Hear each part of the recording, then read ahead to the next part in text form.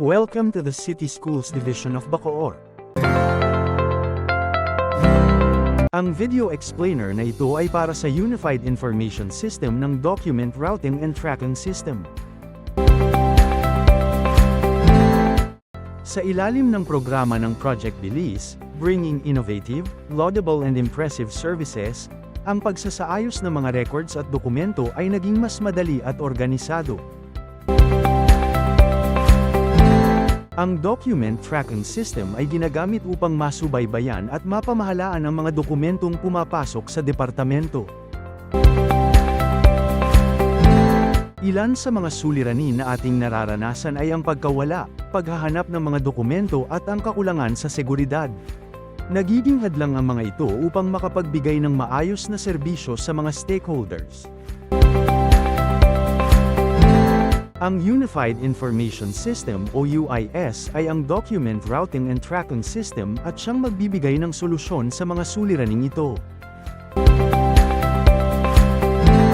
Sa pamamagitan ng pag-encode ng mga detalye ng dokumento sa UIS, mabibigyan ng unique na tracking reference number na isusulat sa hard copy ng dokumento. Sa ganitong paraan, madaling malalaman ang status at lokasyon ng mga dokumento. Upang mabigyan ng detalyadong paliwanag tungkol sa sistemang ito, naririto ang video na maaaring sundan. Sa login page, e-encode ang binigay na employee number at password at i-click ang login button. Pagkatapos nito, makikita na ang dashboard ng Unified Information System. Sa kaliwa ng dashboard ay makikita ang Information System, i-click ito. Para mabuksan ang Document Routing and Tracking System, i-click ang Open button. Dito makikita ang mga sumusunod na transaction. Incoming documents. Mga dokumento na na-encode sa system at kung saan kailangan tanggapin o i-accept ang dokumento. Pending document. Mga dokumentong inyong tinanggap na at mga impormasyon ukol sa dokumento.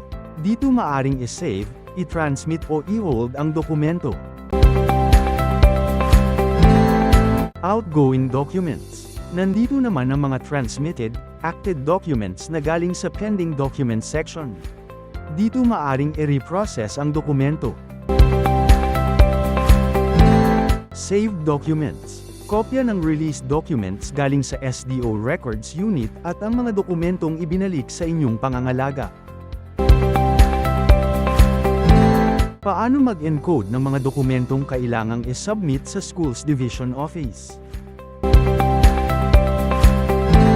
Sa login page, e-encode ang binigay na employee number at password at i-click ang login button.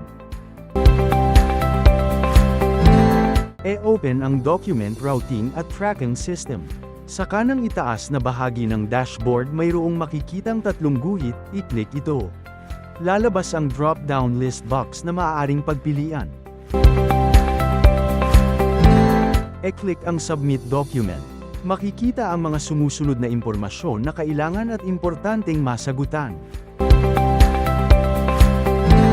Document type, i-click ang drop-down list box at mamili kung saang klasifikasyon na bibilang ang dokumento.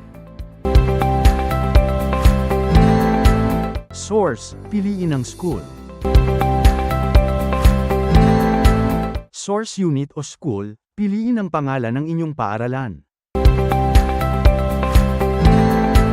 Destination, Division Office. Destination unit o school, records. Priority, normal. Details, dito ilalagay ang kumpletong detalye ng dokumento gaya ng title ng dokumento, buwan na sakop nito, lugar, pangalan ng personnel, kung meron. Halimbawa, travel order, 1QMS, September 1 to 5, 2024, Juan de la Cruz o MOOE liquidation for the month of September 2024. Confidential, ang inyong ipinasang dokumento ay maaari ring maitag na confidential. Ito ay alinsunod sa Republic Act No. 10,173 o ang Data Privacy Act of 2012, DPA. Sa drop-down list box, mayroong options na lalabas. Piliin lamang kung yes or no.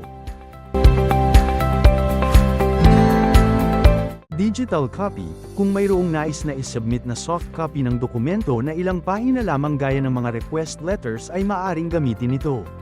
Tandaan na maaari mag-upload ng maximum 5 megabytes na PDF file lamang. Pindutin ang Choose File at piliin ang title ng dokumento na nais i-submit.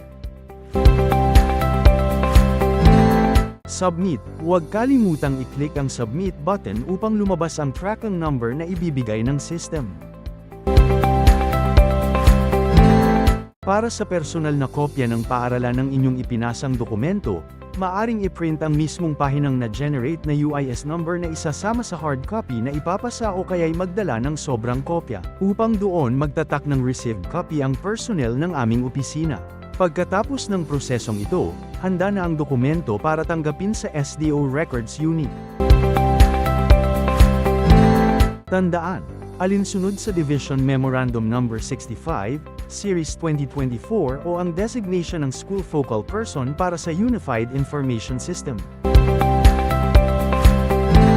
Mahigpit na ipinagbabawal ang hindi pag-encode sa UIS ng ipapasang dokumento at walang tracking reference number. Ito ay hindi maaring tanggapin at i-route ng SDO Records Unit kung kaya't importante na masunod ang prosesong ito. Paano malaman kung nasaan ang dokumento na naipasa at ano ang status nito?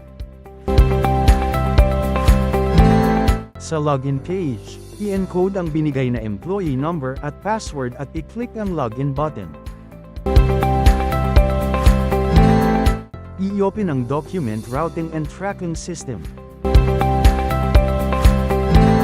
Sa kanang itaas na bahagi ng dashboard mayroong makikitang tatlong guhit, i-click ito. Lalabas ang drop-down list box na maaaring pagpilian. Click ang Routing History. Sa kanang bahagi ay pindutin ang icon na magnifying glass. Ito ang search icon. Sa document number, kopyahin ang 12-digit na document numbers. Tandaan ang hyphen ay kasama sa pag-encode. Pindutin ang search. Lalabas na ang buong detalye patungkol sa dokumentong hinahanap, gaya ng kung saang departamento naroon ang dokumento at kung ano ang status nito.